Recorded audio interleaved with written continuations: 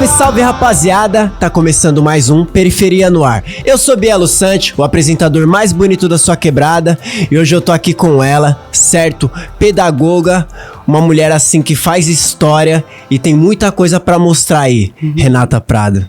Satisfação. Salve, muito obrigada pelo convite. O convite é uma honra. Valeu, a questão aí, sem encostar, pra trocar uma ideia, pra falar sobre ações políticas, pra falar sobre arte, que é o retrato do nosso programa. Mas antes da gente começar a falar sobre todas essas questões, eu queria que você começasse a contar um pouco da sua infância, pô, pra galera te conhecer um pouco mais. Bom, primeiro, muito prazer pelo convite de me trazer aqui, tipo, fazer parte desse projeto aqui na Zona Leste. Tá sendo bem relevante, né, pro cenário da nossa quebrada, que é tão potente. E, cara, é muito interessante você começar com essa pergunta, porque no caminho, vindo pra cá, aqui a instalação de vocês fica na Rua do Parque. E eu passei minha infância inteira nesse parque. Aí, na hora que eu passei, eu fiquei lembrando, assim, falei, caraca, mano, eu cresci aqui. E aí tinha uma pizzaria ali do outro lado da rua que eu passei, que nem existe mais, obviamente. Eu fiquei olhando e falei, nossa, que gostoso voltar aqui. E numa outra perspectiva, né? Andando pelas mesmas ruas, mas numa outra perspectiva, com uma outra cabeça, mas pelas mesmas ruas. E você é residente de onde, assim? Você nasceu? Sim, eu sou nascida e criada no Itaim Paulista, extrema zona leste de São Paulo, que é um bairro daqui pertinho de Itaquera. Mas a minha família é toda da Coab 2, que é bem próximo daqui do centro de Itaquera. Então, eu sempre consumi muito esse território itaquerense, Guaianazes, Itaim Paulista. Sempre passou por esses caminhos, viveu Tiradentes. Exato. E como que a Renata vai chegando ali, nesse ambiente, né, da própria quebrada, a se consumir de arte e não só isso, também começando a ensinar? Olha, a arte na minha vida, ela sempre foi muito presente, mas isso nunca foi muito claro, assim, né? Todo dançarino sempre fala que nasceu dançarino, né? E é uma verdade mesmo, assim, todo dançarino dança desde criança. E eu sou essa pessoa que eu venho de família preta, então cresci uma família preta e nordestina, né? Então eu cresci ouvindo muito forró, muito samba, muito rap. E eu sempre dancei, sempre fui a criança que dançava nas festas. Chegou a ter grupo também? Sim, com 13 anos, 11 anos, sei lá, uma coisa assim. Eu tinha um grupo de axé, eu dançava muito axé, então tinha campeonato de dança nas baladas ali na quebrada. Quem é do Itaim Paulista vai lembrar do icônico Revolution. Então a gente fazia disputa de campeonato de dança em umas casas de show ali em Suzano, Itaquá, Poá, Ferraz também, que era um cenário muito grande, que já é município, mas é bairro vizinho, né, do Itaim ali, que já é extremo da Zona Leste mesmo. Então, eu dancei muito, assim, dançava muito axé, dancei em comício, que hoje nem existe mais, dançava em quermesse, com um grupo de axé, essas coisas e tal. Mas eu não tinha dimensão que, tipo, era... Eu sabia que eu tava fazendo arte, mas eu não tinha dimensão do impacto disso, assim. E eu venho de uma época que não tinha internet não existia, e também na quebrada ninguém ganhava dinheiro com a arte, assim, eu não lembro, não tenho na minha memória nenhum dançarino na minha quebrada que fosse professor, que tal. Os que tem a minha idade e dançou junto comigo, e são pouquíssimos, né, então eu nunca tive essa perspectiva, mas eu estourei a bolha da quebrada, assim, o que foi muito importante. Eu tenho muito orgulho de ter nascido no Itaim Paulista e ser cria da Leste, mas estourar a bolha para mim foi fundamental. Então, quando eu comecei a sair da Zona Leste, quando eu comecei a ir para outros espaços, porque eu parei de dançar axé e fui pro funk. E aí, quando eu fui pro funk, eu fui viver os fluxos de rua da quebrada. Então, ainda assim, eu ainda tava nesse cenário, né? Guaianazes, Tiradentes e tal, não sei o que. Mas eu precisava furar mesmo essa bolha. Eu furei essa bolha conhecendo outras pessoas. estudando no cursinho pré-vestibular, conhecendo pessoas inteligentes, mas com uma outra visão de vida, com outra vivência, convivendo comigo no mesmo espaço. Então foi quando eu comecei a conhecer sarau, foi quando eu comecei a conhecer... Foi quando eu comecei a achar legal ir pra teatro, assim, essas paradas, assim, sabe? E isso pra mim foi muito importante, que aí eu comecei a entender que o que eu fazia era muito importante. Sim. Da dança que te consumiu por muito tempo, e tenho certeza que ainda te consome, você começou a entender os seus espaços, porque também muito... nos é tirado esses espaços da arte, de você poder frequentar um teatro, um musical, e aí, ali naquele plano, quando você começa a se entender, isso também como uma mulher preta, fala assim, pô, eu posso fazer isso daqui, vai me dar um valor financeiro para que eu possa viver, foi quando você teve o leque para começar a fazer as suas ações sociais dentro da arte também? Esse processo ele foi um pouco mais demorado, porque essa consciência, né, que você acaba de exemplificar muito bem, eu tive na universidade, né? Então, quando eu entro na universidade, eu começo a entender esses valores. Porque a universidade também eu estudei, sou formada em pedagogia pela Universidade Federal de São Paulo, e que é uma universidade pública, e a universidade pública ela tem uma formação diferenciada mesmo, assim. E eu bebi dessa fonte, né? Então, assim, eu estudei muito, assim, mesmo, assim, estudei filosofia da educação, eu entendi como que funciona o pensamento de vários sociólogos, que impacta o que é a nossa sociedade hoje. Então, eu acessei. E aí, quando eu acessei, eu compreendi, tipo, todo esse processo, tipo, a importância de, tipo, antes eu achava, tipo, eu sempre dancei funk, sempre andei de shortinho curto, sempre fui pro baile, sempre mesmo, assim. E nunca tive vergonha disso, mas eu também não valorizava isso. Tipo, só a minha diversão, assim. Tipo, como eu me distraio e já era. Eu não dava uma importância pra isso. E aí, quando eu entro na universidade, que eu começo a entender o que é capital cultural, quando você começa a entender algumas coisas, assim, de como funciona de fato uma sociedade.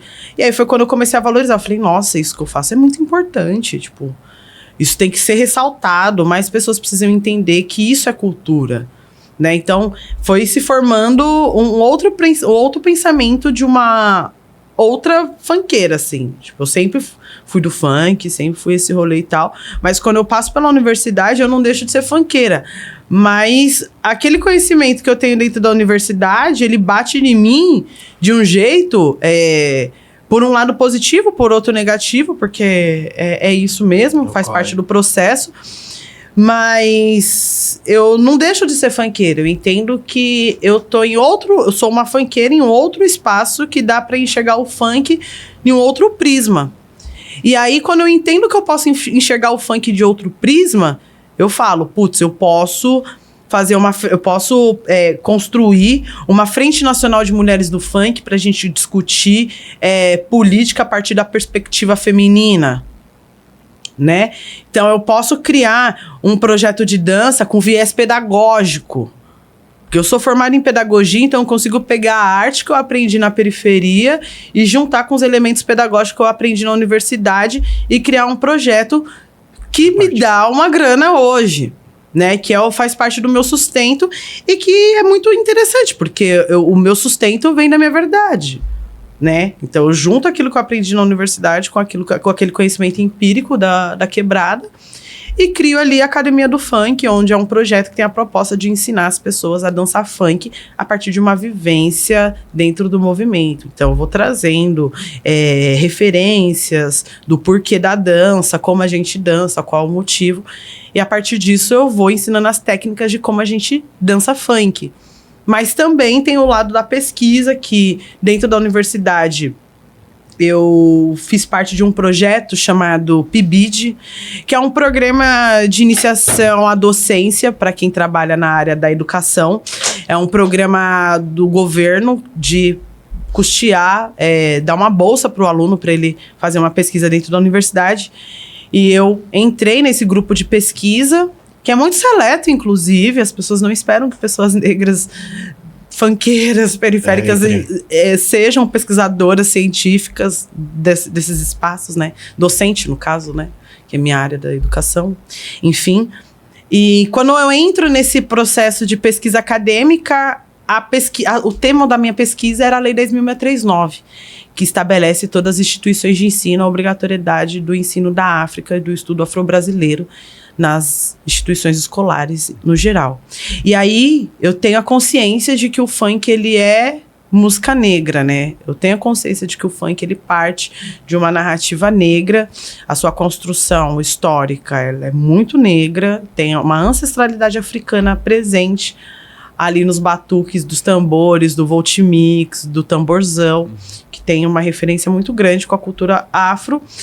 E se a gente entende que funk é cultura negra e a gente tem uma lei que garante a gente falar sobre a história da cultura negra nas escolas, então a gente pode falar do funk dentro das escolas. E aí foi quando eu comecei a desenvolver esse meu trabalho educacional, pedagógico, dentro do movimento funk, a partir da Lei 10.639. Então, todo esse pensamento político, educacional, ele floresce no meu processo acadêmico. Por que você acha... isso daí eu já meio que sei o que você vai me responder aqui.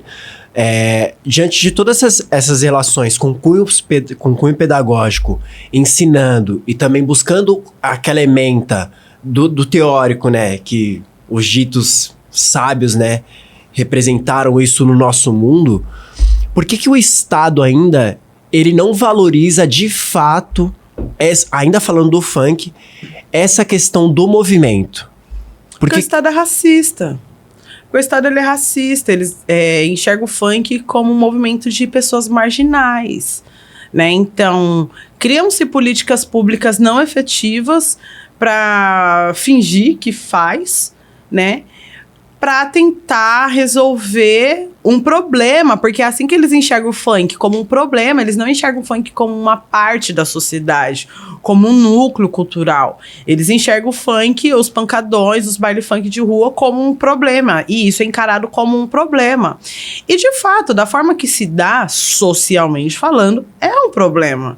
Mas o que a gente faz com esse problema? A gente reprime, a gente chama a polícia? Ou a gente senta para conversar e tenta dialogar para ver o que é melhor? Mas aí, quando a gente olha para os nossos representantes políticos e quando eles têm a proposta de fazer um diálogo para desenvolver políticas públicas com o movimento funk, eles sentam com os empresários do funk, não sentam com a galera do movimento. Resolve o nosso problema? Não. Né? Então, querer chover no molhado, assim, sabe? Uhum. Os caras não querem resolver o problema e tratam o funk como uma problemática porque, no final das contas, é uma arte totalmente subversiva. O funk é uma arte subversiva. Sim. Quando você fala muito dessa questão, nós produzimos, né, um curta-metragem Fluxo Filme. Eu faço parte desse curta-metragem como diretor de produção e produtor executivo. Que é a história do Fábio, de um jovem negro de 22 anos, que ele tem as suas relações internas e externas sociais, e ele vai pro baile funk para poder espairecer, mas ao mesmo tempo que ele vai pro baile funk, ele enfrenta esses problemas, né? Essa relação. E aí também a gente provoca uma denúncia quanto a tudo isso. Porque as pessoas do funk, eles são produtores. As pessoas do funk, eles amam o que eles fazem. Então, tipo assim, o jovem, ele não tem muita perspectiva do que ele quer fazer e pra onde ele quer sair. E o primeiro contato, que eu falo isso até por mim, é o baile funk. Entendeu? E aí esse ponto da questão marginalizada, onde a gente tem as drogas, a gente tem, sabe, o som alto na rua e tal. É uma questão que, tipo assim, o próprio governo, ele não senta para conversar com essa galera. E é triste nessa realidade. Que políticas públicas você acha que poderiam ser envolvidas para que nós possamos cada vez mais trazer o funk para um lado em que a sociedade não veja isso como uma representação marginal, e sim, tipo, legal, eles estão fazendo algo que... O que você acha que o povo entenderia? Tipo, isso aqui é o funk. Olha, eu acho que poderia acontecer... acho que poderia desenvolver diversas políticas públicas. Eu poderia listar várias. Mas eu vou responder sua pergunta trazendo um outro ponto de vista, porque não é sobre quais projetos seria interessante para a gente desenvolver na sociedade, para a comunidade, então, entender que o movimento funk, de fato, é um movimento cultural. Eu acho que esse movimento ele é importante, mas ele não vai partir do movimento funk, né? O que o movimento funk pode fazer dentro de uma situação dessa é uma pressão popular com os nossos governantes, né? E aí, essa pressão popular, de repente, ela pode ter um reflexo positivo ou negativo. Qual seria o reflexo positivo, né? O governo ouvir, né, os nossos representantes políticos ouvir as nossas demandas e desenvolvê-las, que isso, dentro do nosso atual cenário político, é bem utópico. E o lado negativo é reprimir, né? Então, existe uma falta de vontade dos nossos representantes políticos de criar esses caminhos, né? De criar esses projetos emancipatórios para o movimento funk, sabe? Porque eles não querem. Eles querem manter o funk como um problema social, porque é menos problemático. É muito mais fácil você colocar a polícia para bater na juventude que tá ali no baile funk do que você desenvolver projetos sociais para essa juventude. É muito mais fácil mandar a polícia bater e reprimir e falar, vocês não podem ficar aqui ouvindo música. Né? Então, não se tem essa vontade do poder público de fazer esse diálogo. Porque se tivesse, e aí já respondendo a sua pergunta, né? Se tivesse essa possibilidade de construção de políticas públicas, a gente poderia fazer várias coisas interessantes, né? Como, por exemplo, trazer um cenário que eu acho que é muito importante, mas que as pessoas não enxergam o funk nesse lugar. Parcerias da Secretaria de Cultura de pensar o funk como uma política pública juntamente com a Secretaria de Saúde, né? Para a gente falar sobre redução de danos quando o assunto é drogas. Isso é uma política pública que impactaria positivamente dentro do movimento funk. É você criar um projeto de educação sexual para uma juventude que acha maneiro rimar nas músicas que tá tudo bem transar no pelo. E a gente sabe quais são as consequências de transar sem camisinha. Renata, mas isso é um pensamento muito conservador, muito tal, não sei o quê. Mano, cada um faz o seu corpo que quiser, eu não tô nem aí pra sociedade. Eu não me importo com o que as pessoas fazem com o corpo delas. Eu só acho que as pessoas precisam ter cautela com o que elas fazem com o corpo delas. Então, tipo, não sou eu que vou dizer se a menina de 15 anos tem que transar ou não. Não sou eu que vou definir isso, mesmo ela sendo menor de idade. O que essa garota de 15 anos precisa saber é, quando ela decidir ter relações sexuais, ela precisa usar camisinha. E ela precisa ter isso muito consciente na cabeça, assim, que ela não pode abrir mão disso. O que ela vai fazer? Não me importa, não é problema meu. Mas o Estado deveria dar essa base. Exato, e só que se o Estado faz um programa desse, aí vem o MBL News falando, educação sexual, estão ensinando os funkeiros a fazer suruba. Sim. Né? Então, vai vir alguém sempre distorcendo um projeto político, sabe? Igual a mamadeira de piroca. Kit gay, né? As fake news, kit gay, essas palhaçadas todas, assim, sabe? Então, podia se criar vários projetos, assim, que são importantes. Não é só o funk como numa perspectiva cultural. Porque quando a gente fala de cultura, a gente tá falando de um nicho social. E esse nicho social, ele é composto por seres humanos. E quais são os direitos desses seres humanos? Será que essa cultura não impacta nos direitos humanos dessa juventude que tá ali? A gente tem o Estatuto da Juventude justamente para garantir isso, né? E aí quem relaciona o direito da juventude do funk com o Estatuto da Juventude? Ninguém, porque as pessoas acham que funkeiro não tem direito. Sim. Né? Então, eu acho que, assim, dá pra dar, num mundo muito utópico, assim, a gente conseguiria fazer várias coisas, sabe? Pensando, assim, de um mundo de uma forma muito utópica. Mas tem que ter vontade do poder público de querer ouvir essas demandas, sabe? E não sentar pra ficar negociando com o empresário. Sim. Inclusive, pontuando nessa relação, nas últimas semanas você vem sendo muito comentada na internet por conta do vídeo entre relação de Ricardo Nunes e o empresário Rodrigo GR6.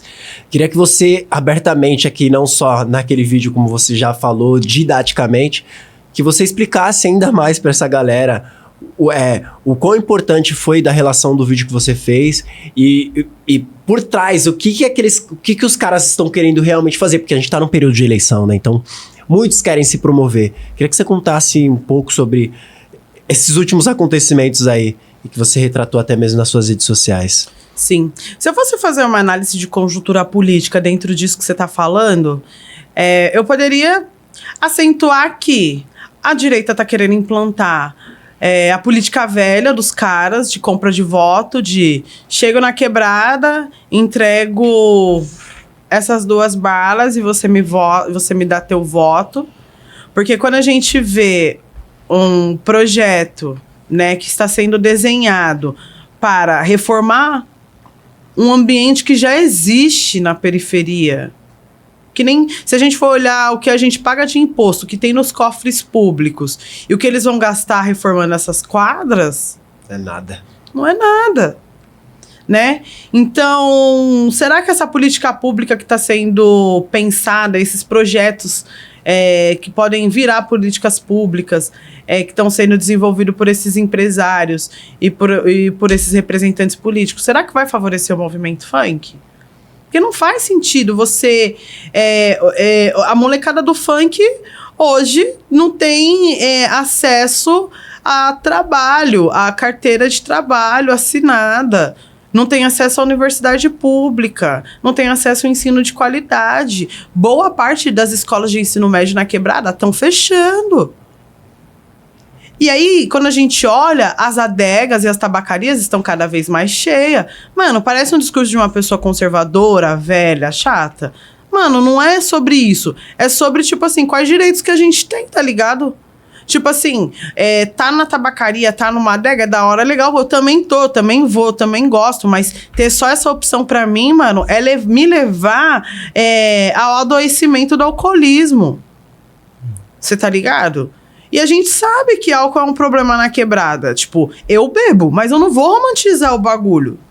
Tá ligado? Principalmente, eu sou de uma família preta que tem histórico com álcool, tá ligado? Então, tipo assim, não sou hipócrita, bebo, mas, pô, se eu vivesse num ambiente onde só tivesse álcool, pra mim seria um problema, sabe? Então, acho que a gente pode ter várias opções. E quem discute, quem define quais opções de políticas públicas que a gente pode ter na quebrada é a gente. Não são os empresários, tá ligado? E aí a gente tem um pequeno grupo de empresário que se acha dono do movimento funk. E nem tô falando só da GR6, entendeu? Porque a GR6 tá tomando dessa vez porque eles que foram a bala da vez. Poderia ser qualquer outra gravadora, outra produtora. Tá ligado? E a gente tem outras produtoras no mercado. Poderia ter sido qualquer outra produtora e a narrativa seria a mesma. Porque empresário não tem que negociar a política pública. Acabou. Quem define o que é política pública pro movimento funk é o movimento funk. E quem é o movimento funk? É nós. É nós que tá lá na rua resistindo, tomando bomba dos caras. Inclusive, bomba essa que os representantes do Estado mandam pra nós. Quando o Tarcísio manda a polícia pra baile funk, o Ricardo Nunes bota o peito e fala assim, não vai mandar a polícia pro baile funk não, porque o movimento funk é um movimento importante. Quando foi que o Ricardo Nunes pulou na nossa... Literalmente, quando foi que o Ricardo Nunes pulou na nossa bala pra defender a gente? Nada. Porque quando a gente tá no fluxo na rua... A gente tá na mira da bala. Os nossos corpos ali estão... Ele está na mira da bala. Em que momento esse mano que se diz do funk, esse político que se diz do funk, pulou na bala do funk? 6 meses atrás, criando coordenação de política pública pro funk, que não faz nada. Porque de quando surgiu essa parada até agora, a gente não tem resultado nenhum. Sim. Sabe? Então, é projeto político porque 2024 é ano de eleição? Nós não tá de chapéu, nós tá vendo tudo isso. A gente tá vendo o Ricardo Nunes criando coordenação de política pública na cidade, sem dialogar com o movimento funk, dentro do Teatro Municipal, sendo vaiado pelo movimento funk, e o Rodrigo da GR6 passando pano, batendo palma, pra fazer uma manobra de massa ali, pra a foto ficar bonita, e na próxima eleição ele vender essas ideias? Isso que eu acabei de falar é política velha. E a galera do funk tá vendo. Só que a galera do funk não tem uma pessoa que vai falar. E aí, quando eu entendi que não tinha essa pessoa, eu falei, se não tem essa pessoa, então eu serei essa pessoa. Eu vou vestir essa camisa da disputa política com os caras. E pra mim não é problema nenhum, porque o cenário político, ele é de disputa. E eu acho que quando o Rodrigo, Ricardo Nunes pensaram nisso dentro desse projeto, imagino eu que eles imaginariam que teria uma oposição. Porque achar que não existe oposição dentro da política é viver no mundo mágico de Oz, sabe? Porque política existe oposição. A cada posição existe uma oposição. Isso é na sociedade, é na política, é na polis. Desde quando a sociedade é sociedade, existe a posição e a oposição. E eu vou fazer a oposição dos caras, porque tá errado. Sim. Tá errado, não vai negociar pelo movimento funk. Empresário não negocia pelo movimento funk. Isso é muito triste, porque quando você também fala sobre essa questão no baile funk e pô, os caras, eles não estão por nós de forma alguma. Isso nos faz lembrar de Paraisópolis, né? Os 9 que perdemos. Então, tipo assim, até hoje tá correndo esse processo. Os policiais não foram julgados, sabe? A rádio da polícia ficou desligado. Então, tipo assim, a sua crítica, ela vem de uma base lá de trás, que ainda a galera não entendeu. Tá ligado? Que os caras, eles estão querendo usar dessa massa de manobra pra tentar reeleger alguém que herdou um cargo. Só que, mano, não vai ser fácil. E hoje em dia, com esse avanço tecnológico da internet, ainda assim que tem a própria questão da manipulação midiática, hoje em dia todo mundo tá tendo voz, mano. A sua voz, ela tá sendo emitida de uma certa forma pra várias outras pessoas que vão entender o seu papo. E ainda assim, os caras, numa contraproposta, tentando empurrar a goela do povo, tipo assim... Porque os caras têm o poder da narrativa midiática da internet. Mano, eu posso ter a ideia foda que for, tá ligado? Mas eu não tenho o número de seguidores que os caras têm. Isso significa que o que eu falo não tem impacto? Não. Imagina, tem impacto.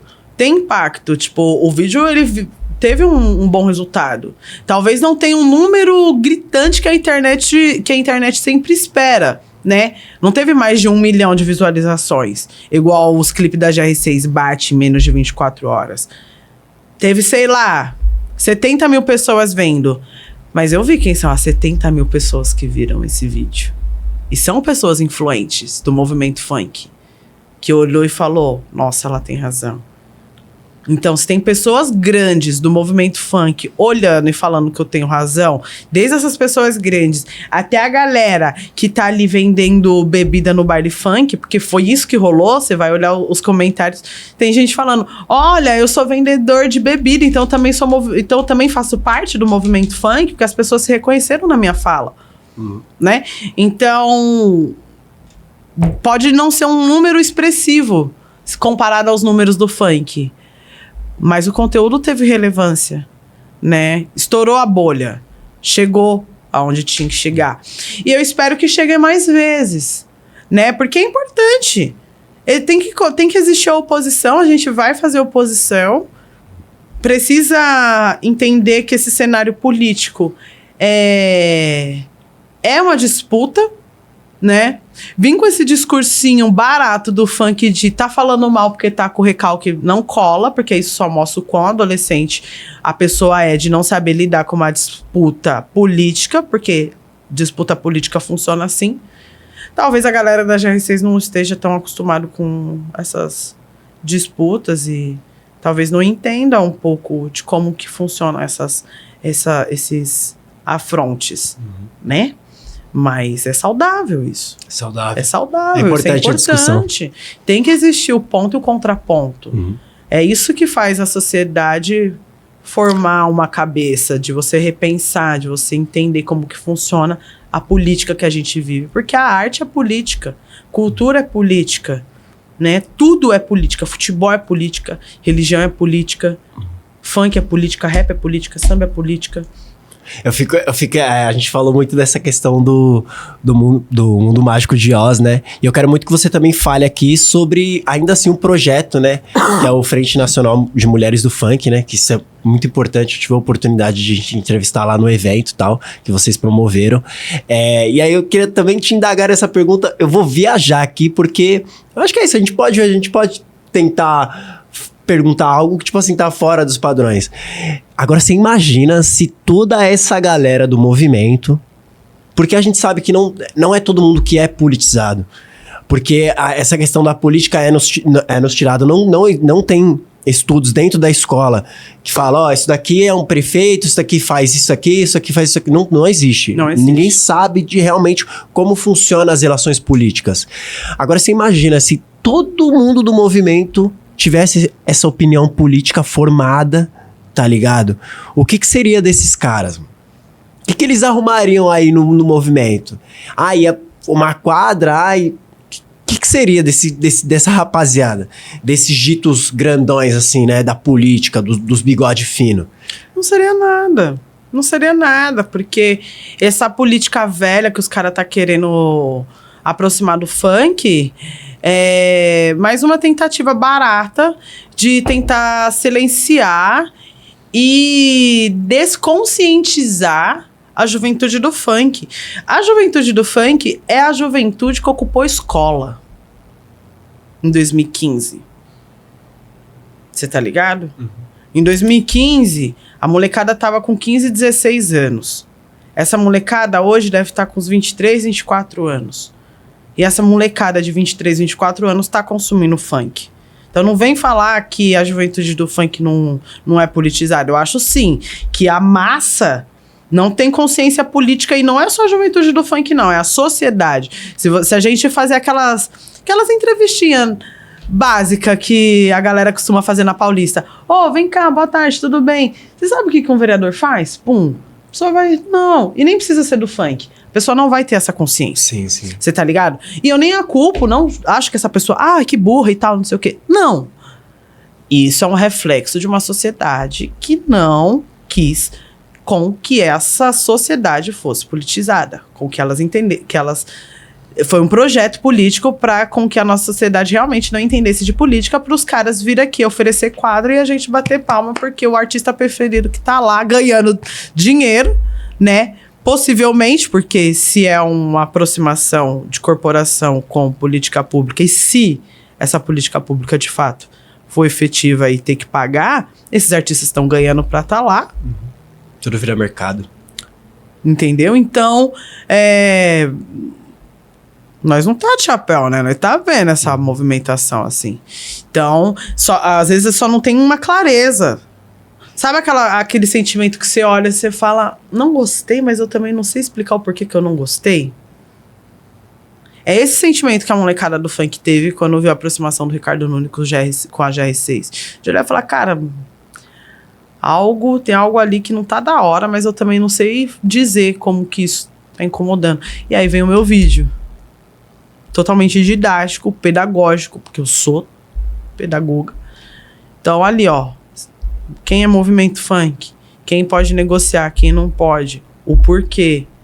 Olha, Ricardo Nunes, a gente não tá moscando, nós tá vendo, é ano de eleição. Então tem ali uma narrativa construída pra você passar uma informação didática.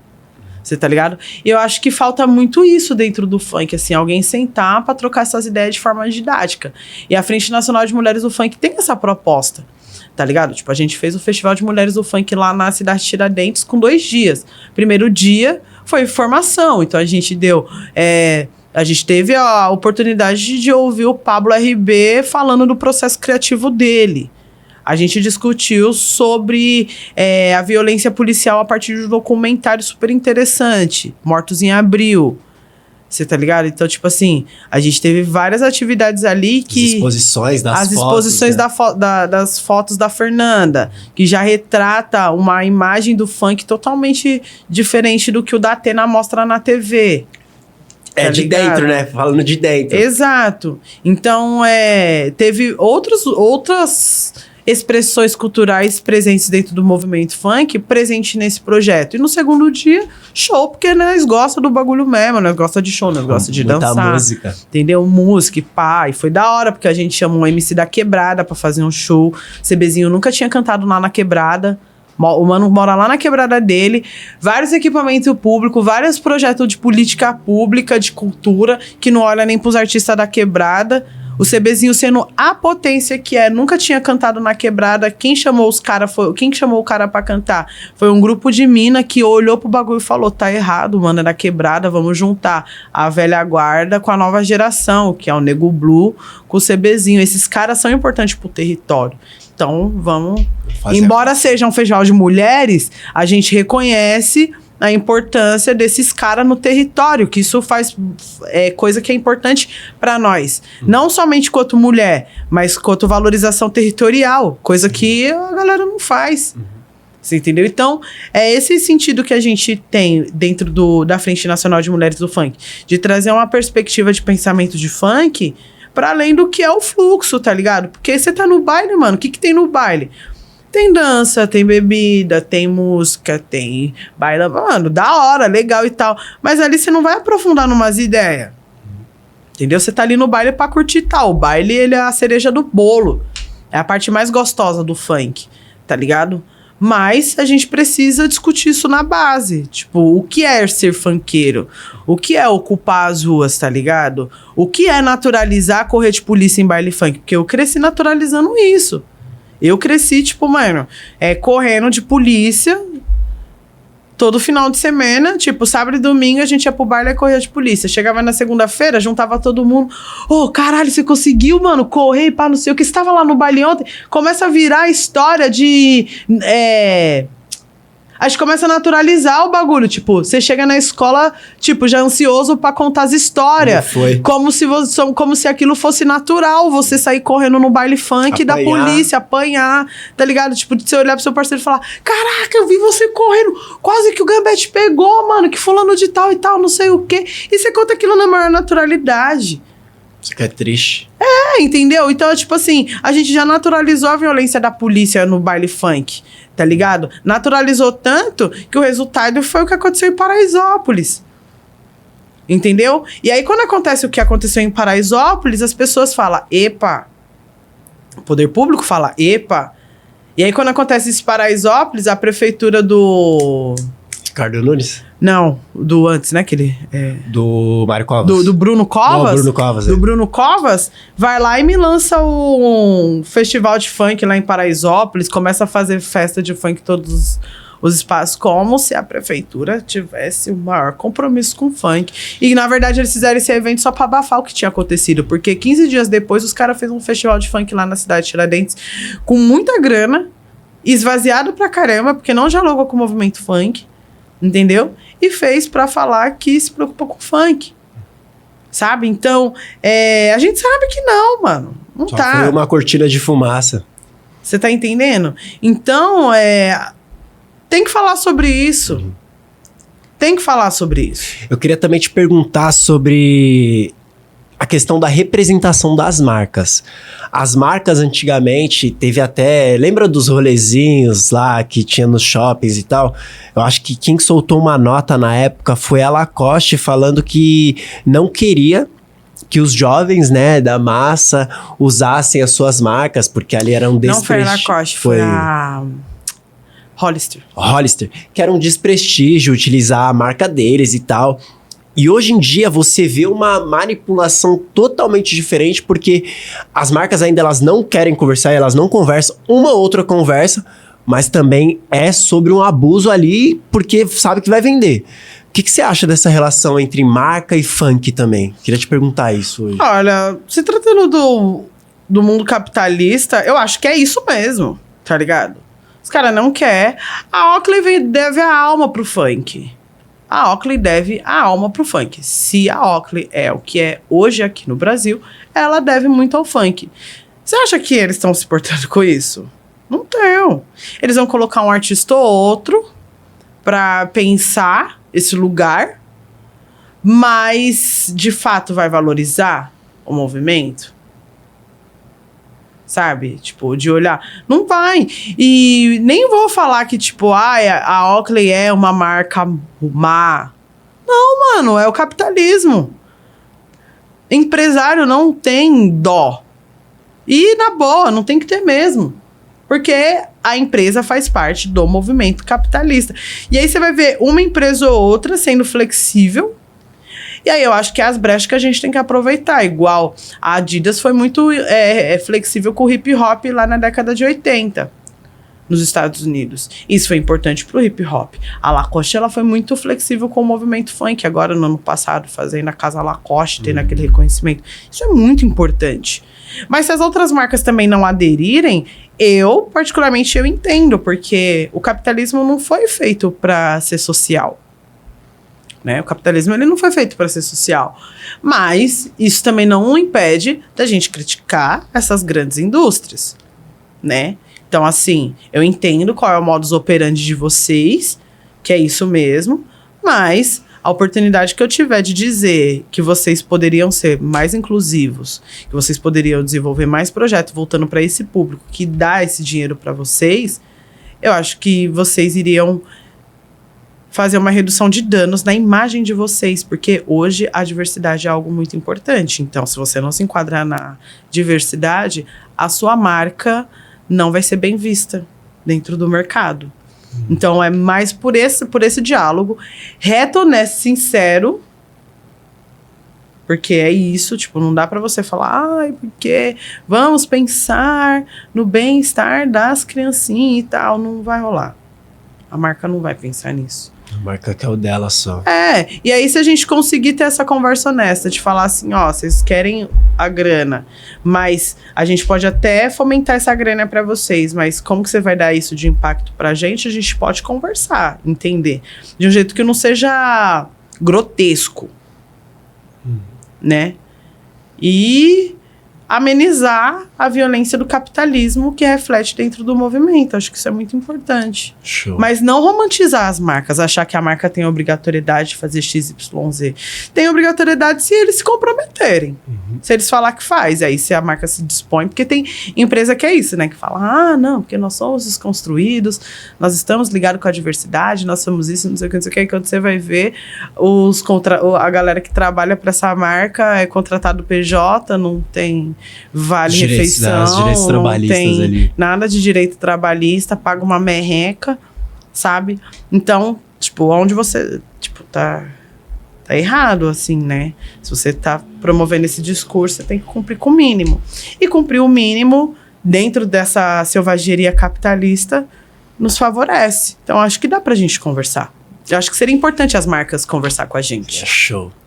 Diante de tudo isso que você falou, né, de todas essas ações, né, a gente vai entrar novamente no âmbito da pedagogia, né, sua área de formação e tal. Eu queria te perguntar o que você, falando sobre gerações, né, porque hoje nós temos essa geração, logo menos teremos as próximas e as próximas. O que você acha, né, da geração futura que está vindo aí, sobre no âmbito mais pedagógico, de ensinar, de aprender, de absorver? O que você vê o futuro do jovem, o futuro das pessoas? Olha, eu acho que a gente está vivendo um momento muito caótico, assim, nas escolas, né? A escola não está sendo um ambiente fácil para os professores, assim, essa pós-onda bolsonarista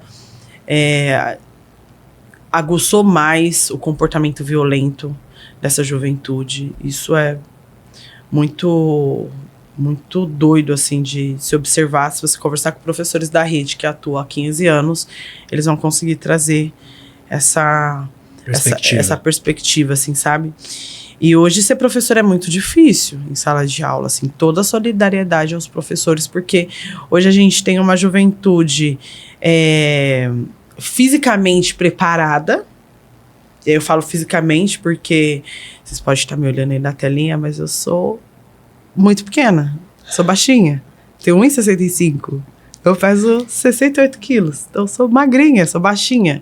E aí essa professora nesse corpo, né, miúdo, dentro da sala de aula com 50 alunos, E desses 50 alunos, 15 tem o dobro do seu tamanho. Né? Então, você já entra nesse lugar. Não, e é um fato, porque hoje a gente tem relatos de alunos que batem em professoras. Né?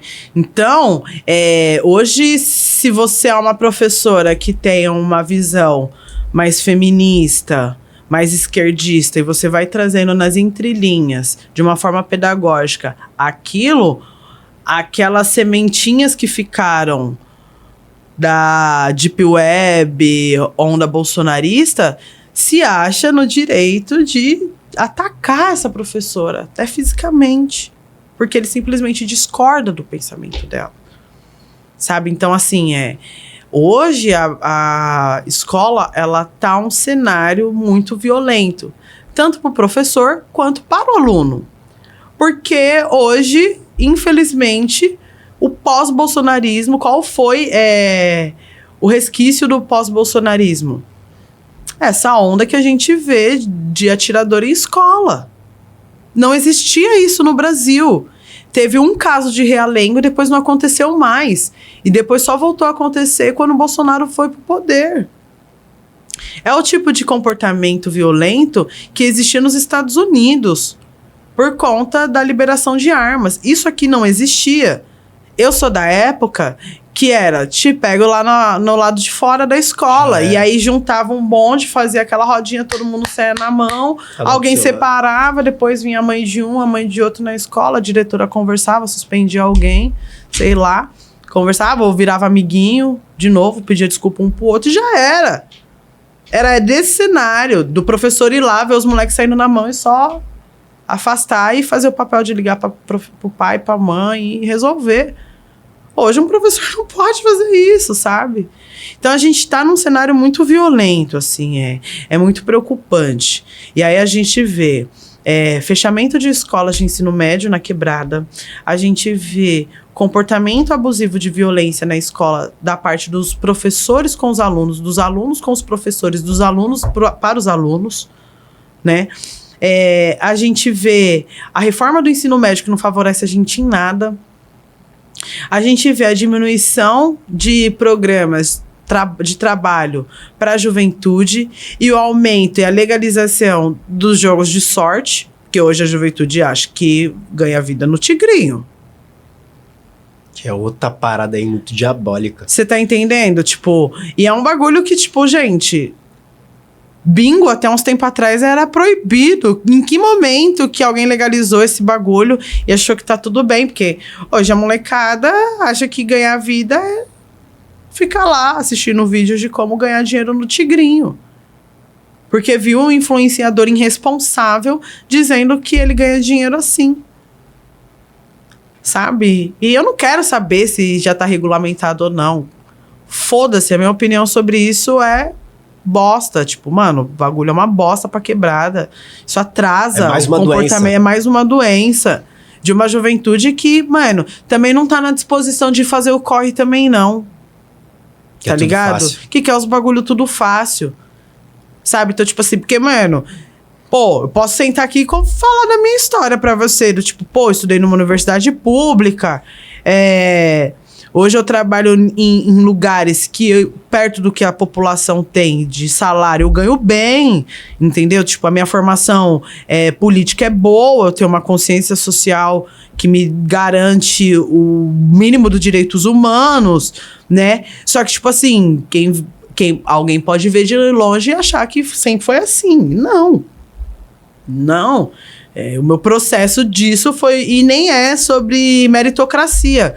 De fato, mano, tipo, acordei cedo, fui trampei de telemarketing. Você foi a regra da exceção. Ficava estudando, trenzão lotado, a mão aqui, a cartilha aqui, você lendo, entendeu? Então, tipo assim, sem romantizar, mas também sem esse discurso da meritocracia. Mas eu sabia que eu tava em desvantagem e fui fazer meu corre. E hoje a gente tem uma juventude que acha ruim se o patrão olha pra cara deles e falar, mano... Você vai ficar mais 2 horas, entendeu? Tá errado? Tá errado, mas, mano, você tem outra escolha? Tô dizendo que você tem que abrir as pernas pro capitalismo, pro patrão que é folgado? Não, Mas você tem que entender que você vai pagar um veneno pra você conseguir conquistar alguns bagulho. Isso você tem que entender. Na vida não é um morango. A vida não é um morango. E aí você vê a molecada na primeira dificuldade. Ai, não quero. Não vou mais. O metrô é muito lotado, 6 horas da manhã. Não dá pra me pegar o ônibus Parque Dom Pedro, porque quando chega no meu ponto tá lotado. Acorda mais cedo, vai até o final e pega ele vazio e vai. Entendeu? Então, tipo assim... Ai, não vou fazer isso. Ai, mais fácil o tigrinho. Aqui, ó. Fulano de tal falou que tá suave. Então, assim, sabe? A gente também tá falando de uma juventude mais acomodada, tá ligado? Uhum. Mas, por um outro lado, eu também não perco a esperança, tá ligado? Tem uma molecada muito pensante, tem uma juventude muito boa, uma molecada que, principalmente as minas, as mulheres mais jovens hoje, elas discutem muito sobre questão de gênero, muito mais cedo, né? Essa formação de não se render a determinados comportamentos sociais que não favorecem as mulheres. Isso já tá chegando mais cedo nas meninas, sabe? Nas escolas você já vê coletivo feminista da 7ª ou 8ª série. Você tá entendendo? Então, tipo assim, já é um bagulho da hora. Entendeu? Pros moleques é a mesma fita. Você olha pro funk, você vê uns moleques fazendo umas letras da hora. Pá, tem uns moleques que olham pra arte não só como uma possibilidade, mas como uma carreira mesmo, de se enxergar como artista. Sabe? Tipo, é você olhar uns artistas, tipo, sei lá, o MC Pedrinho mesmo, que é o maior exemplo, assim, desse bagulho. 12 anos. Sempre fez música, tá ligado? Teve a carreira brecada de várias formas, mas, tipo, você olha... E aí nem é questionar se tá certo, se tá errado, se ele deveria cantar o que ele cantava. Nem é sobre isso. É você olhar pra aquele garoto e falar, mano, aquele moleque desde criança se identifica como artista. E isso é muito legal. Quem observa a carreira do Pedrinho, no caso, desde o começo da carreira dele, por eu ter quase o dobro da idade dele, de eu olhar e falar, mano, esse moleque é artista, ele nasceu pra isso, gente. Esse moleque, ou ele vai cantar funk, ou ele vai cantar funk. Não tem outra coisa. Não tem outra alternativa. Esse moleque, e ele sabe disso. Isso que é o mais louco, ele sabe disso. Sabe? Então, eu acho que hoje a gente tem uma molecada que pensa mais assim, por exemplo, que olha o funk não só como esse deslumbre. Lógico que o deslumbre é consequência do que é vendido, mas tem um lance de você olhar a parada com seriedade mais novo, assim. Então, você vê uma molecada já fazendo uns trabalhos legais, umas letras da hora, uma forma de se organizar mais autônoma. Isso é interessante. O Wonder do Wonder também, muito está aí, ó, no Wonder do Wonder, fazendo. Exato.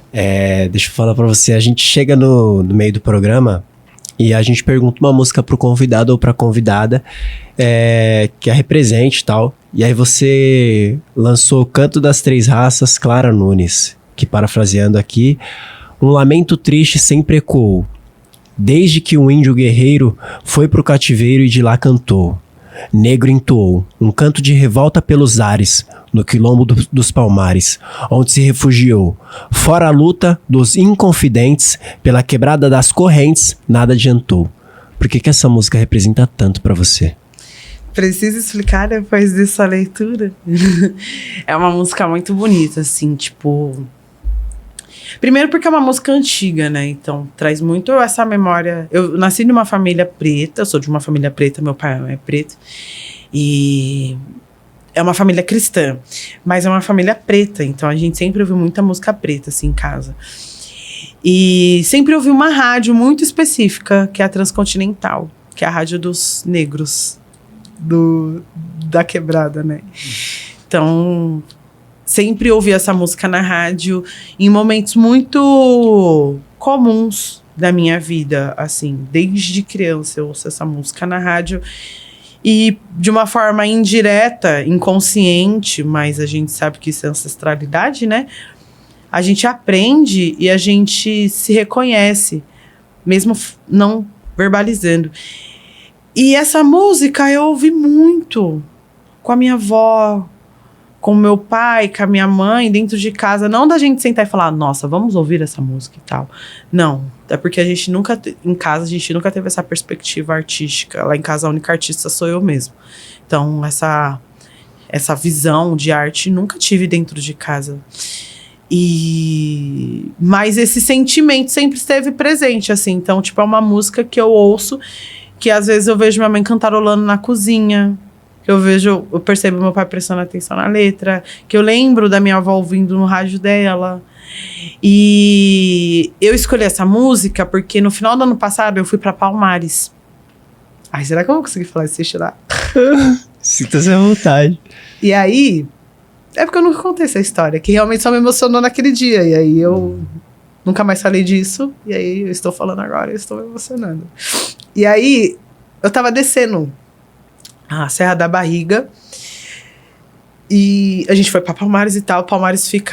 O quilombo do Palmares fica na Serra da Barriga. E aí a gente chegou lá na Serra da Barriga. Mano, é muito louco lá. Aí a gente tinha que descer uma trilha pra gente ir no rio. Que do lado tinha uma gameleira de Xangô. Que era... E também tinha um iroco, né? Que era uma árvore que Zumbi dos Palmares tinha plantado. E aí eu fui pra ver essa árvore, né? E aí, quando eu tava no caminho, tinha um grupo de afoxé cantando o canto da sereia. O canto das 3 raças. Caramba. E aí, na hora que eu cheguei, eu tava ouvindo a música. No quilombo dos Palmares, onde se refugiou. Aí, tipo... Ficou essa música, assim. Tipo, é uma música que eu chegando em Palmares... Um grupo de afoxé, na hora, não que foi pra mim, mas foi o que aconteceu. Tá ali no tipo, sentimento. Tava ali, tipo, na hora que eu tava descendo, aí elas começaram a cantar o canto das 3 raças.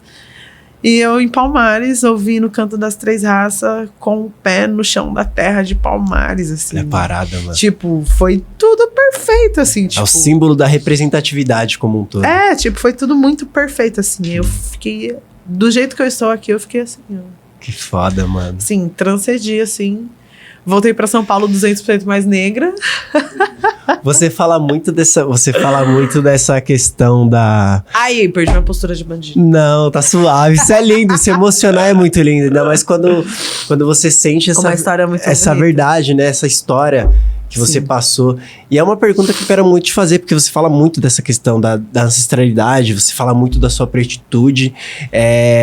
Você, assim, demorou muito tempo pra entender isso? Muito jovem, mais velha? Como que foi quando você falou... Mano, eu sou uma mulher preta na sociedade brasileira e... Porra, minha história é essa aqui. Quando foi, assim, que você deu esse tino, essa percepção de mundo? Quando eu comecei a me aproximar do movimento hip hop. Eu sempre, não tem como, né? Sempre soube que eu era negra, mas eu nunca tive consciência racial, assim. Então, ouvindo Racionais, eu tive essa noção, mas nunca aprofundei nas ideias, assim. Tipo, eu tinha essa consciência ouvindo Racionais, porque o Racionais não tem como você preto e não se identificar. Mas destrinchar isso foi quando eu comecei a me aproximar do movimento hip hop aos 20 anos, mais ou menos. Uns 19, 20 anos, que foi quando eu comecei a me aproximar do Saraus. O Saraus, ele serviu de palco para muito artista underground, né? Então, muito artista do rap cantava em sarau.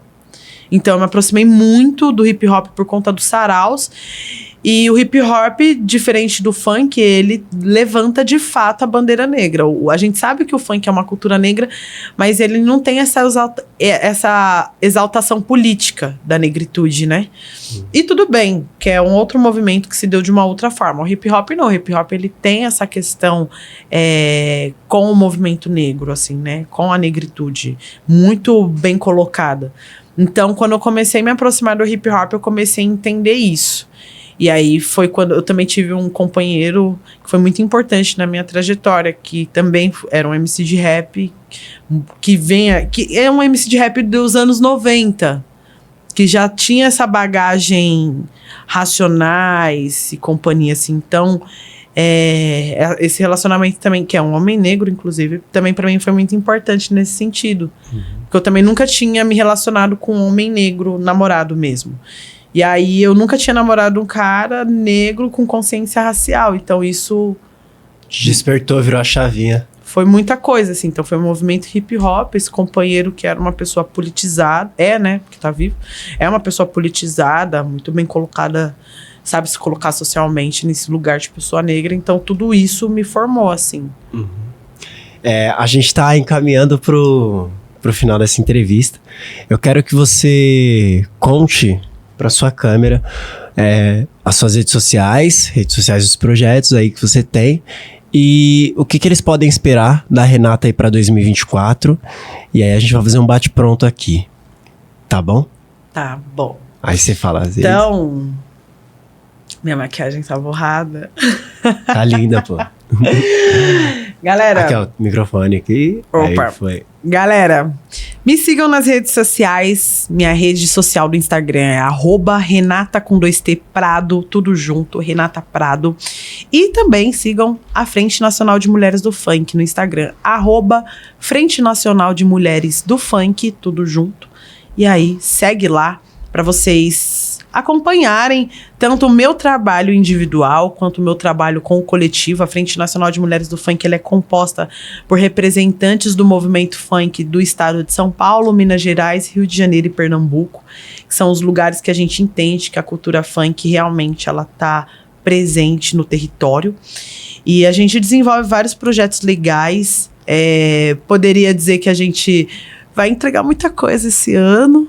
A gente ainda tá no começo do ano, tá rabiscando algumas paradas, mas vai ter formação política, porque é ano de eleição, então vai ter muito conteúdo de formação política, de posicionamento político, pra gente entender essa relação do funk com a política, porque é muito importante. Então esse ano vai ser um ano onde a gente vai dar esse destaque pra política, porque no festival do ano passado foi muito sobre arte e cultura, né? Esse ano a gente pretende fazer um trabalho muito mais voltado pra política, porque é importante fazer essa formação política com a juventude do funk. E da minha parte, gente, estou aí dando minhas aulas com o projeto da Academia do Funk, pelos SESCs da vida, pelas ONGs, pelas escolas, pelas instituições da vida.